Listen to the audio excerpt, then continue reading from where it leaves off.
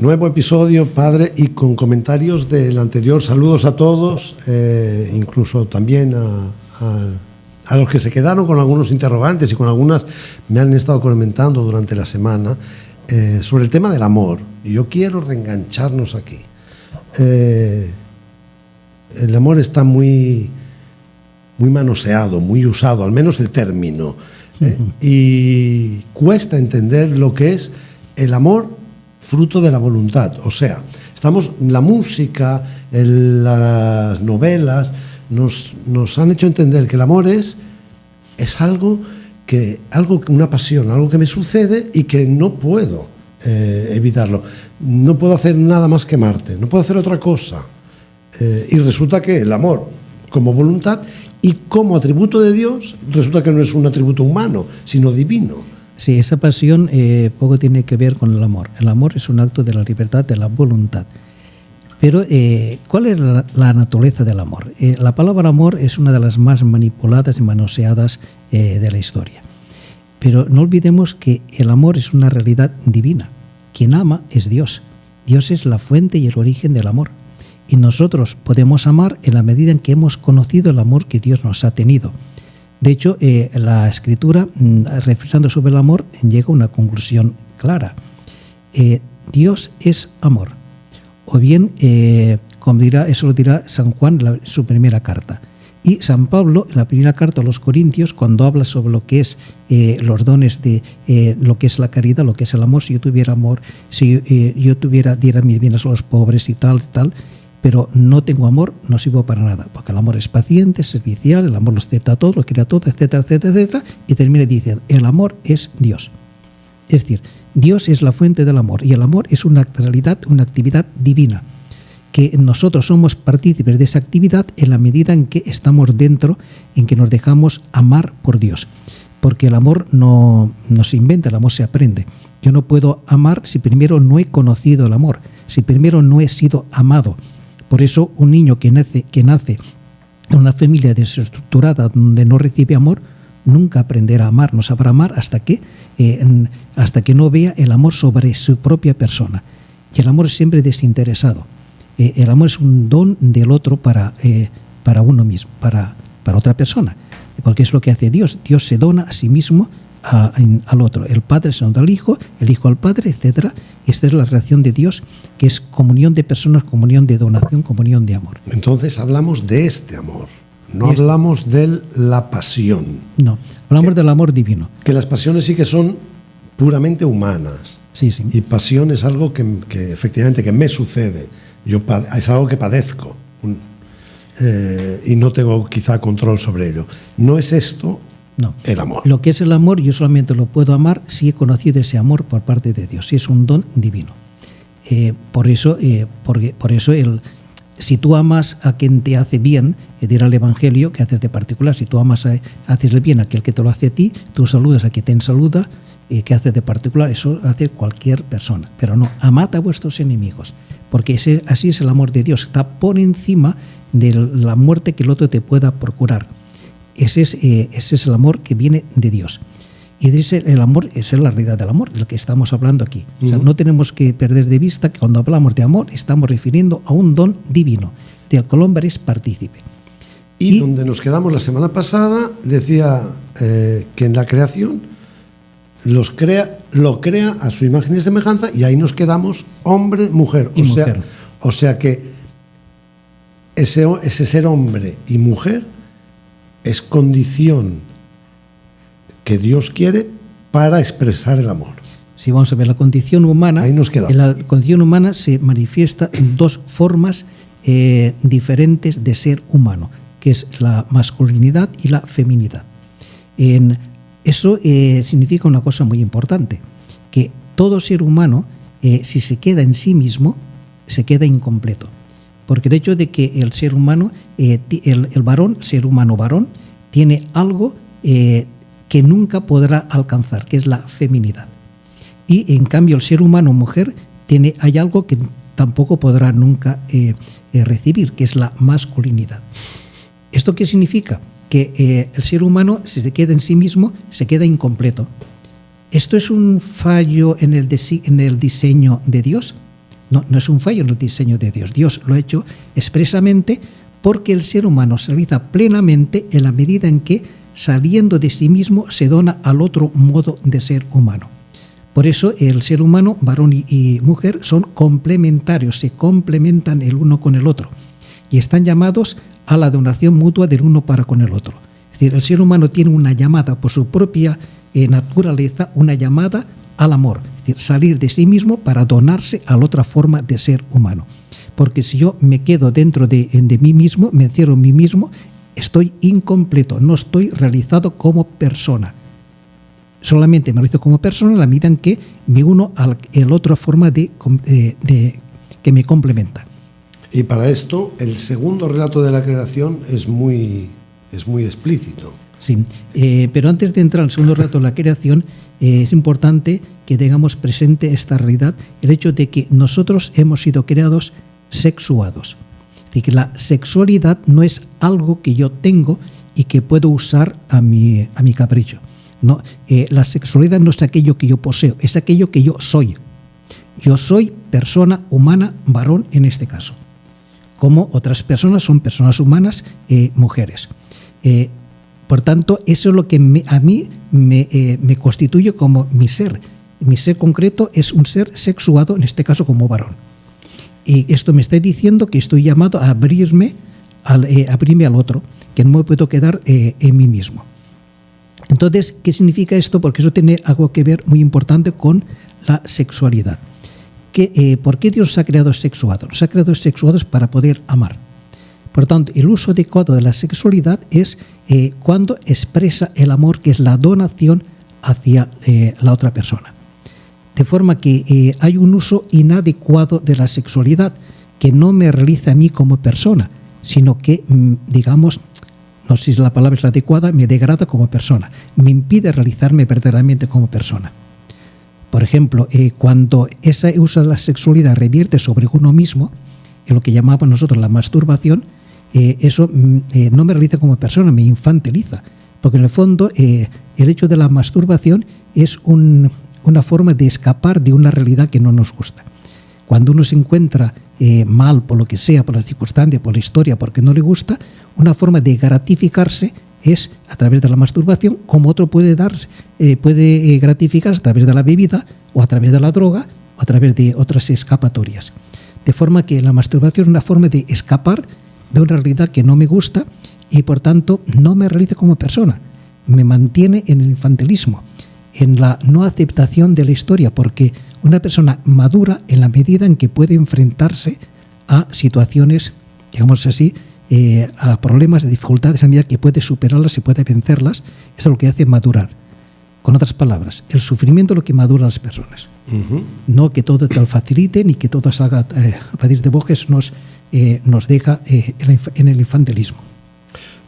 Con lo que hemos dicho, lo que ha dicho hasta ahora, estamos enfrentando ideologías, teorías cada vez más asumidas en medio de nosotros. Sí.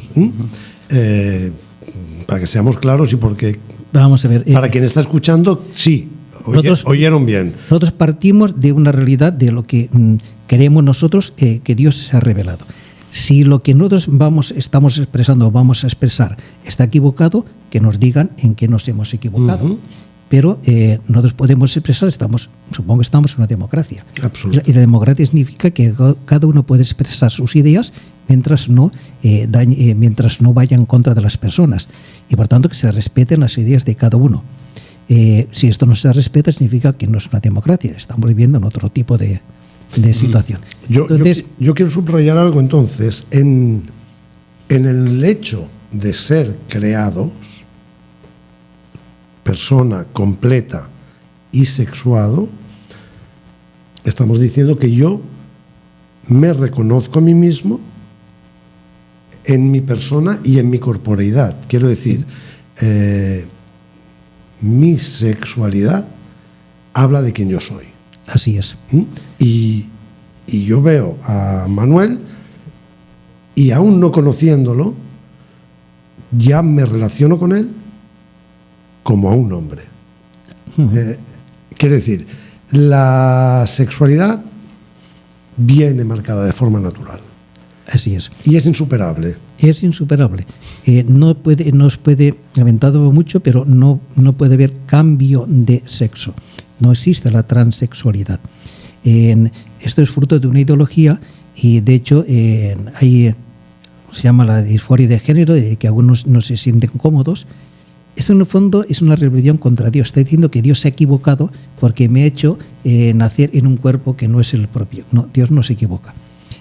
Son nosotros los que no entendemos o que nos estamos confundidos. Y, de hecho, la prueba está en que todas estas terapias de cambio de sexo llevan a situaciones irreversibles que producen mucho dolor. Se habla mucho de este cambio de sexo, de que es una moda, pero qué poco se dice de aquellas personas que han hecho este proceso y luego se han dado cuenta del error que han cometido, un error que es irreversible. De esas no se habla, pero antes de, no vamos a entrar en esta situación. Exacto. Sino que estamos hablando de lo que es el ser humano creado sexuado. Sí, que una cosa yo quisiera decir para que también para hacer justicia, la enorme cantidad de supuestas disforia de género que están apareciendo, además hacen una injusticia a aquel número pequeño de personas que realmente pueden haber sufrido o sufren una disforia que existe en un número ínfimo, pero que existe, sí, como patología. Ya no se puede decir patología. Ahora ya no es patología. Porque se ha suprimido, pero no por razones científicas, simplemente se ha suprimido por razones ideológicas. Y el hecho de la masificación hace una tremenda injusticia a aquellos que realmente lo sufren como una patología. Padre, el tema de que Dios crea al hombre sexuado, pero, ¿cómo le explico? Con una sola parte, o es hombre o es mujer, podemos decir que el ser humano es un ser incompleto. Sí. Que está llamado, no es completo hasta tanto no se complemente con... Exactamente. Pero antes de llegar a este punto, queremos hablar de los usos inadecuados de la sexualidad. Okay. Por ejemplo, la homosexualidad no es un uso correcto de la sexualidad. Es verdad que hay personas que tienen esa tendencia hacia personas del mismo sexo, pero eso no es algo natural, sino que es algo, digamos así, aprendido. Se está buscando muchas de veces el gen homosexual. No existe ningún gen homosexual. Es una conducta aprendida, generalmente, hablando muy en general, y no entramos en casos concretos, pero generalmente una persona que siente un hombre, que siente atracción hacia persona del mismo sexo, suele ser una persona que ha sufrido, digamos, una ausencia de padre, o que en su niñez el padre estaba ausente, o que era un padre muy duro, que no ha sentido el amor necesario del padre, entonces busca en otro hombre, digamos, al padre que no tuvo. Lo mismo ocurre con una mujer que busca en otra mujer la madre que no sintió o que no tuvo por la razón que fuera. Hay un libro muy interesante, se llama Ero Gay, de un famoso gay italiano, nacido en Milán, sí, Luca di Tolbe, en que relata toda su historia. ¿Qué es lo que le pasó a él? Era hijo de una familia migrante del sur. El padre, se casó muy jovencito sus padres. Su padre estaba generalmente de viaje, estaba fuera, nunca lo tuvo. Él cuenta que cuando salía del colegio estaba siempre aguardando que viniera su padre a recogerlo. Nunca llegó. Sí. Se crió con su madre, que tenía una amiga que tenía 3 hijas, entre mujeres. Bueno, no vamos a contar su historia, cuenta su historia, cómo llegó a esta situación, su vida como gay. Y hay que decir que la vida de gay no es gay en absoluto. Sí. Hay un sufrimiento tremendo. También está su conversión gracias a Medjugorje, bien, y a la Virgen. Pero bien, es interesante, si alguien quiere entrar en este mundo, leer este libro porque nos aclara muy bien lo que es. Y él alcanzó lo máximo. Quiere entrar en el conocimiento. Él alcanzó lo máximo del mundo gay. Lucas di Tolbe fue Mr. Gay. Fue Mr. Gay, etcétera. Sí. Bien, pero entonces... ¿qué es lo que ocurre ahí? Ahí no hay una donación hacia el otro, no hay una expresión de amor, hay una forma de una satisfacción personal de buscar algo que yo de lo que carezco. Entonces, no es una relación, digamos así, que me construya como persona. Cada uno podrá opinar de forma diferente, es lo que nosotros vemos desde nuestra fe cristiana. Y, por tanto, eso no tiene nada que ver con la persona. Las personas pueden tener sus situaciones y las personas son siempre dignas de respeto, dignas de comprensión y de aceptación. Lo que no podemos aceptar es la ideología que viene con esto. Que la mayoría de los gays no están de acuerdo con esa ideología. No están de acuerdo con esa ideología. Porque los están instrumentalizando políticamente. Bien, por eso, otra forma, por ejemplo, inadecuada de utilización de la sexualidad es lo que llamamos la fornicación, es decir, la relación con otra persona de distinto sexo, pero ahí no se busca la donación del otro, ahí se busca la utilización del otro. De esto hablaremos cuando hablemos de la relación entre Adán y Eva, lo que ocurre antes y después de la caída. Entonces ahí no hay una relación de amor, es una relación de utilización del otro, de buscarme a mí mismo. Bueno. Tanto ese uso de la sexualidad tampoco es un uso correcto, que no me construye como persona. Lo que me construye como persona es la poder abrirme y donarme al otro, lo que es amar al otro. Y amar al otro es desear el bien del otro, no buscar mi interés, mi provecho, sino desear el bien del otro. Dios, cuando nos ama, no busca ningún provecho para él. A Dios no le añade nada el que nosotros le queramos o no le queramos, porque Dios es infinito y su felicidad y su gloria es infinita, no puede ni menguar ni aumentar. Dios lo único que hace es donarse, amarnos. Dios está a nuestro servicio, no estamos nosotros al servicio de Dios. Dios no necesita de nuestro servicio, Él está a nuestro servicio. Él es el que nos dona, eso es el amor, desear el bien del otro, volcarse para que el otro sea feliz.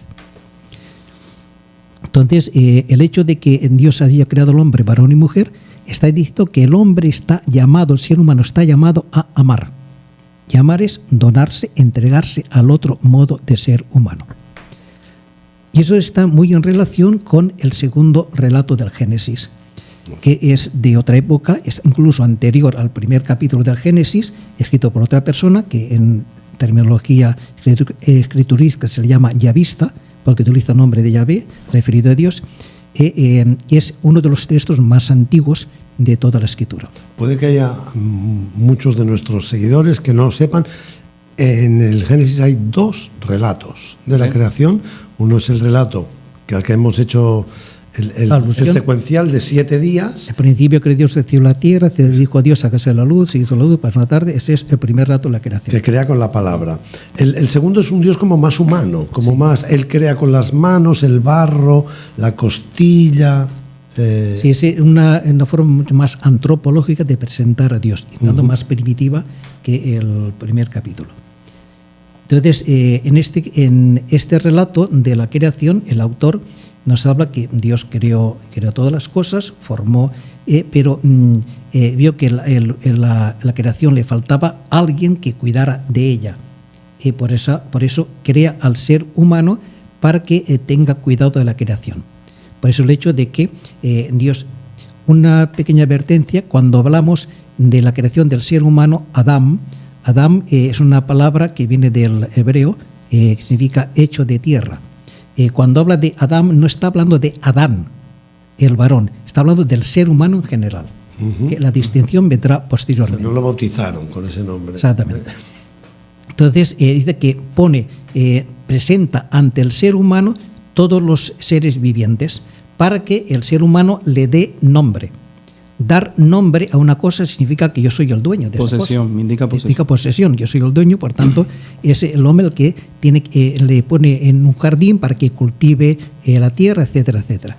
Y el ser humano pone nombre a todos los seres vivientes, tanto las plantas como de los animales.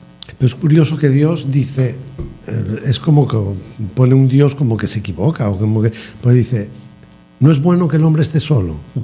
Voy a buscarle una ayuda adecuada, y entonces le dice como que elija entre los animales. No, primero le pone nombre a los animales, y el ser humano da nombre a los animales. Pero dice, no encontró ninguna ayuda adecuada. O sea, el hombre se reconoce que es animal con respecto a los animales porque tiene un cuerpo material, un cuerpo animal. Pero no se siente en comunión con los animales, sabe que es algo distinto. que es diferente, que él no está hecho para una relación con los animales, sino una relación diferente, totalmente distinta. Por eso dice que no encontró entre los seres vivientes una ayuda adecuada. Entonces hay como una reflexión de Dios que dice, no es bueno que el hombre esté solo. Es lo que nos referíamos en el capítulo anterior. Es decir, que el ser humano solo está incompleto. Dice, vamos a darle una ayuda adecuada, algo que le complemente, que le haga perfecto. Y entonces hace una especie de relato y dice que somete al ser humano a un sueño profundo y de ahí le saca la costilla y de la costilla forma ya a la mujer.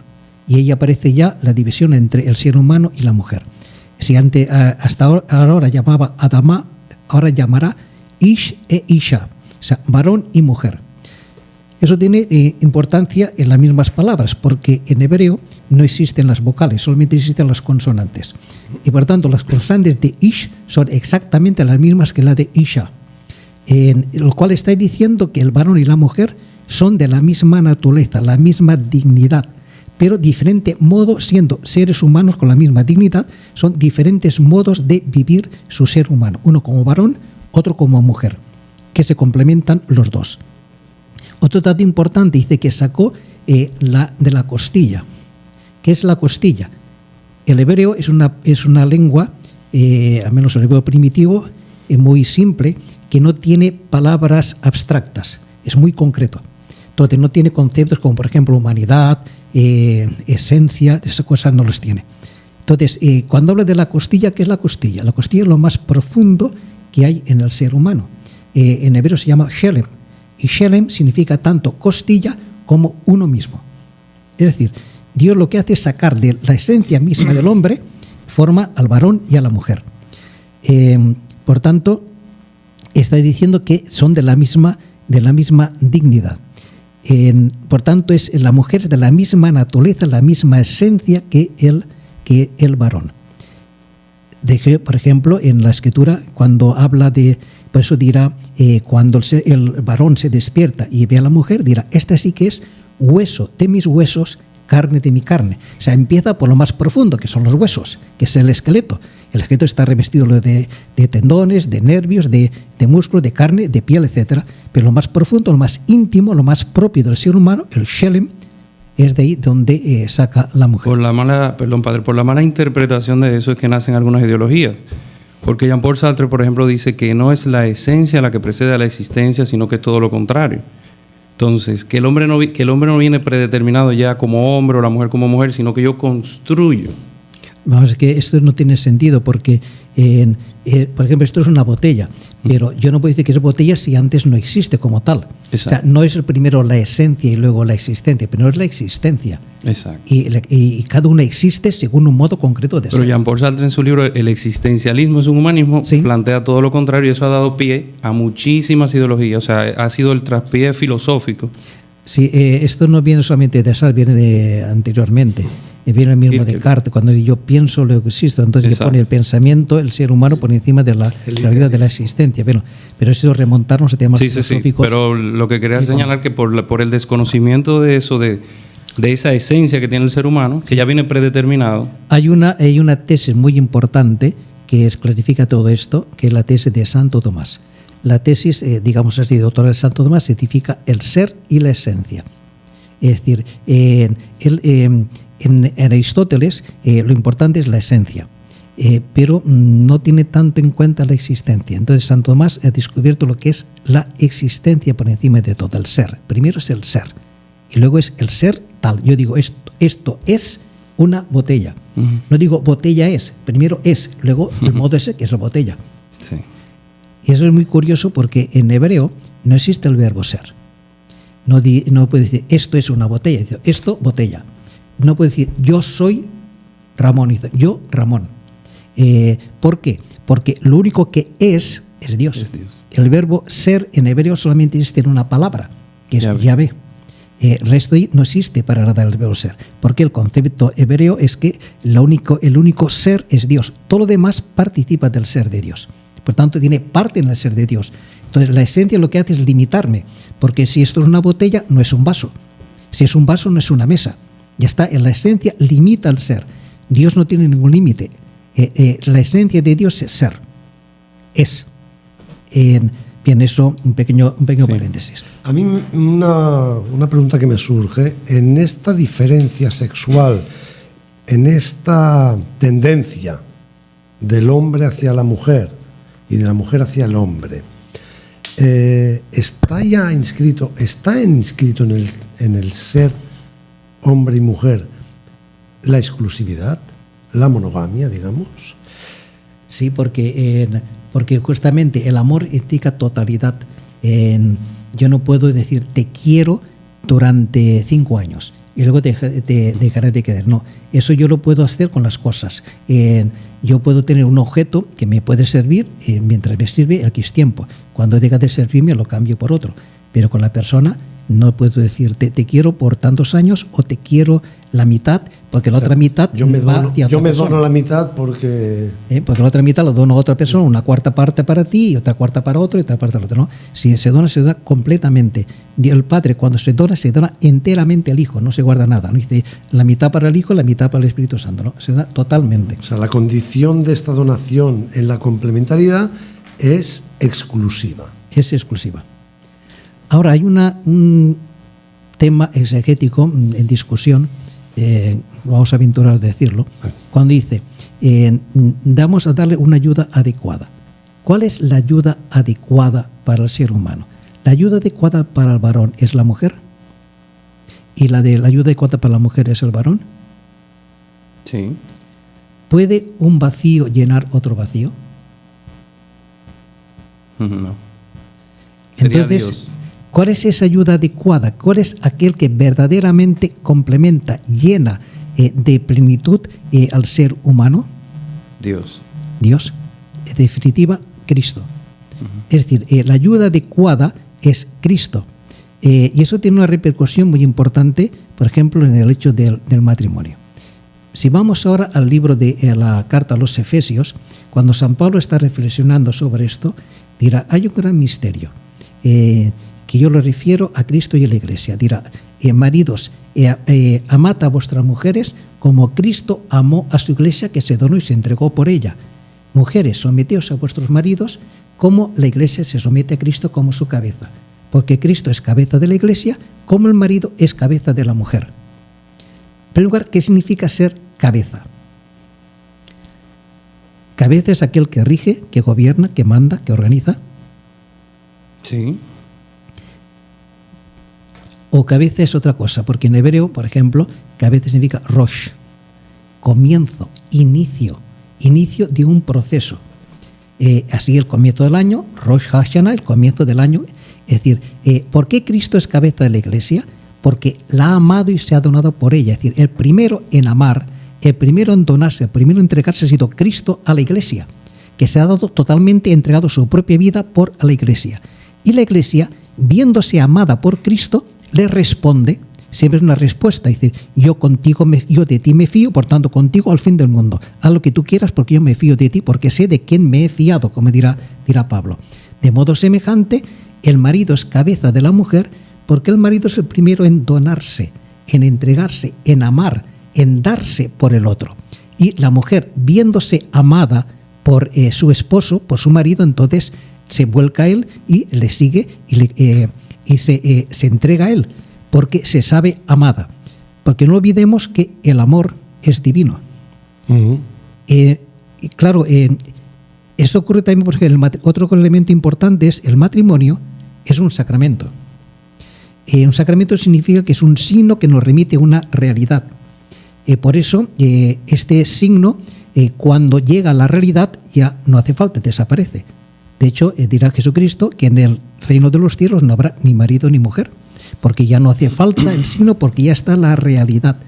Porque ¿cuál es la realidad? ¿Cuál es la verdadera vocación? ¿Qué es lo que nosotros nos lleva a la plenitud de la vida? Es la comunión con Dios en Cristo. Eso explica el celibato, entonces. Entonces quiere decir que la realidad, la vocación que tiene todo ser humano, digamos, no es el matrimonio, es a la virginidad. ¿Qué es la virginidad? La virginidad es el hecho de que yo me entrego totalmente a aquel que me llena por completo, que es Dios, que es Cristo. Porque nosotros estamos llamados a ser uno con Cristo. Solamente que esto se refleja sacramentalmente a través de la entrega del marido a la mujer. Pero es un signo. Pero esta entrega, el marido y la mujer se entregan el uno al otro para ayudarse mutuamente, para remitirse al verdadero esposo, que es Jesucristo. De hecho, nosotros, toda la creación es femenina, pues es receptiva. De tal manera que estamos llamados a ser, nuestra verdadera vocación, ser esposas de Cristo. Cristo se presentará como el esposo que viene a buscar a su esposa. Dirá el mismo Jesucristo, dirá, hablando del matrimonio, dice, yo uno a los esposos entre sí, uniéndolos a mí. Es decir, que cuando el esposo y la esposa están unidos a Cristo, pueden unirse entre ellos. Si no están unidos a Cristo, habrá problemas, dificultades, rupturas, dificultades. Es decir, porque ¿con qué puedo, la mujer, con qué amor desea ser amada? No con un amor humano, con un amor divino. Ser amada totalmente, por completo. Y el hombre, el amor que le llena es el amor divino, el amor total, el amor desinteresado. Por eso el matrimonio es un sacramento, la Iglesia lo llama gran sacramento porque refleja la naturaleza de Dios, que es el poder amarse, el poder donarse. Pues esto es un signo profundo para este tiempo, para esta vida. Pero es un signo que nos remite a la verdadera realidad, que es la comunión nuestra con Cristo. Bueno, ha sido un debate eterno en la Iglesia sobre la excelencia de una u otra vocación por encima que son dos modos diferentes de vivir una misma vocación, que es el amor. Entonces, ¿cuál es la más importante? No ninguna de las más, digamos. A nivel de significado, la virginidad es superior al matrimonio porque la virginidad refleja lo definitivo, lo escatológico. El matrimonio es simplemente, digamos, provisional, solamente para este tiempo. Pero a nivel de valor, ¿quién vale más? Vale más quien más ama. Quien más ama. Por tanto, un matrimonio que muestra verdaderamente el amor de Cristo, ese matrimonio puede tener, a nivel de, digamos así, ante los ojos de Dios, es más importante que un célibe que vive su celibato así mediocremente. O sea, no es cuestión de decir que es mejor y que es peor. Todos tenemos una misma vocación, que es el amor. Y Dios nos llama a unos, a la mayoría, al matrimonio, a una minoría, al celibato, a la virginidad. Todos nacemos con un llamado a la complementariedad, el varón con la mujer. Entonces, ¿cómo se explica el celibato desde ese punto de vista? Porque el célibe no está soltero, está desposado. Se entrega totalmente a su esposo, que es Jesucristo. Por tanto, vive entregado a él. Es decir, si un célibe no ama a Cristo y en Cristo ama, está abierto al amor a los demás, eso no significa absolutamente nada. Eso es un pobre hombre. Solamente aquel que ama a Cristo. Lo mismo, un matrimonio que no ame a Cristo es un pobre matrimonio. Ese matrimonio durará lo que dure el afecto entre ellos.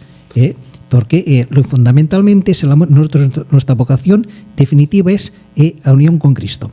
Y el amar a Cristo nos permite poder, quien tiene la vocación del matrimonio, poder vivir el sacramento del matrimonio en su integridad, y al célibe poder vivir su celibato en su integridad. Solamente que el célibe está diciendo que lo definitivo es la comunión con Cristo. Pero el célibe para eso tiene que, de alguna forma, y perdón la expresión, castrar esa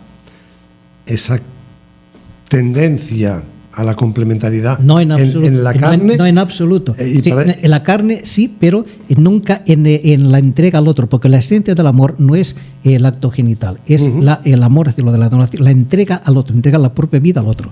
Por ejemplo, con una Teresa de Calcuta, que entrega toda su vida al servicio de la gente. Se está amando, se está donando. Eso es lo que le llega, lo que la realiza como persona. Lo digo porque hay y será bueno igual hacer un episodio, hablar del celibato. Más que celibato, hablemos de virginidad. Hay una tendencia, además extendida por casos muy mediáticos, de que no es posible la virginidad, que no es posible el celibato. Bueno, eso lo puede decir aquel que no tiene esa llamada, no esta vocación y tampoco conoce a Cristo. Pero el cristiano sí que lo sabe. Había una idea que quería decir, se me ha pasado. Otra cosa también que quería comentar, se me está pasando también ahora. Bueno, ya vendrá, seguro. Sí. Está bien, lo que está claro es que primero, yo me he quedado con lo que decía de la cabeza, el que ama primero. San Juan en la primera epístola ya lo dice: hermanos, amémonos porque Cristo nos amó primero. Sí. Entonces, ¿es esa la vocación del esposo? Amar primero. Hemos conocido el amor porque por eso hemos conocido el amor. O sea, el esposo, el muchacho, puede amar a su muchacha, el esposo o su esposa, si conoce el amor de Cristo. Por eso, cuando hay un matrimonio, dos personas, un muchacho se quieren casar, yo les suelo preguntar, ¿tu novio o tu novia te quieren? Sí, me quieren muchísimo. Y demuestran también el cariño, ¿qué tal? Yo les pregunto, ¿pero conocen a Cristo? ¿Aman a Cristo? Bueno, es de la iglesia, de cuando va a misa, parece de tal, y dice, pero ¿ama verdaderamente a Cristo? ¿Está imbuido el amor de Cristo? Porque si no es así, ¿con qué amor te va a amar a ti? Con amor humano, muy bien. Puede ser un amor muy generoso, un amor muy fuerte, pero es un amor humano. Y como todo lo humano es limitado y se puede acabar. Y cuando se acabe, ¿qué pasa? Si no tiene el amor de Cristo, entonces no te puede amar verdaderamente. Por eso lo que une al matrimonio, lo que permite que el matrimonio sea un sacramento realmente en medio del mundo, lo que permite que una virgen o un virgen pueda ser un signo en medio del mundo es el amor, que tiene el amor de Dios, tiene el amor de Cristo.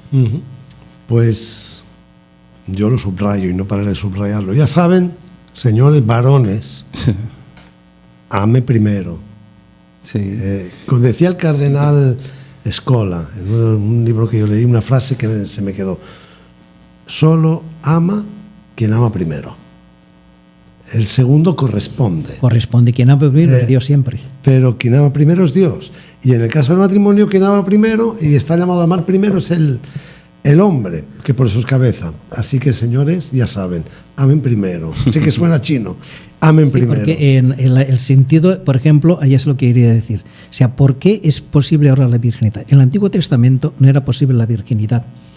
¿Por qué? Porque yo me puedo desposar solamente a aquel que tiene mi misma naturaleza. Por tanto, el hombre no puede desposarse con Dios. Mi relación con el Padre, con las personas de la paternidad es muy diferente. ¿Cuál es la relación mía con el Padre? Con el Padre somos hijos. ¿Qué significa hijo? Aquel que se sabe amado por su padre y por tanto se abandona a él, por tanto se deja guiar por él, no duda de su amor y por tanto hace su voluntad porque sabe que su voluntad es lo mejor para él.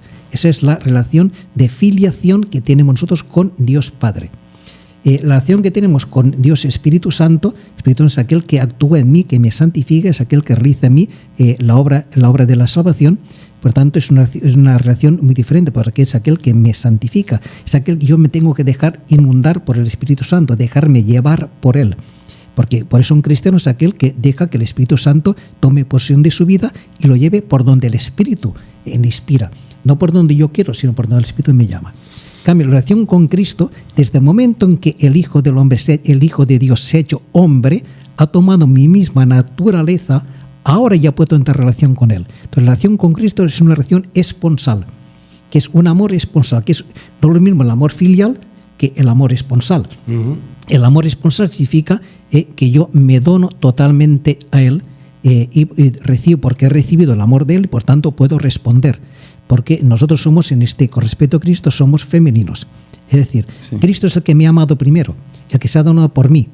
Y por tanto yo ahora puedo responder, como dirá por ejemplo San Pablo, Él me amó y se entregó por mí. Por eso yo sé de quién me he fiado y me puedo entregar por Él y puedo dar mi vida por Él porque sé que soy amado por Él. Por eso el celibato o la virginidad tiene sentido a partir de la encarnación. Por eso, desde este momento ya se puede dar la virginidad. Estupendo. Bueno, el tiempo voló, como siempre, como cada capítulo. Pero están viendo que ya estamos entrando en temas ya más... Concluyendo un poco sobre la virginidad, la virginidad significa esponsalidad. O sea, que yo estoy desposado con Cristo. El célibe está desposado con Cristo y el matrimonio está también desposado con Cristo en último término, a través de la mediación del matrimonio. Pero el objetivo último es la comunión con Cristo. Muy bien, y muchas cosas más que podríamos continuar por este punto. De hecho, yo pienso que la misma corporeidad indica que uno es quien empieza donando y como Cristo se da y la Iglesia recibe. Por eso que decía, todos tenemos, en cuanto a Cristo, somos femeninos, recibimos. Somos criaturas. Y el mismo ser corpóreo lo indica de forma visible. Bien, seguiremos. Ya vamos aterrizando. Próximo día todavía no lo vamos a desvelar. Damos un paso más adelante. Padre Ramón, saludos. Manuel, un abrazo y a todos. Gracias. Les esperamos la semana próxima.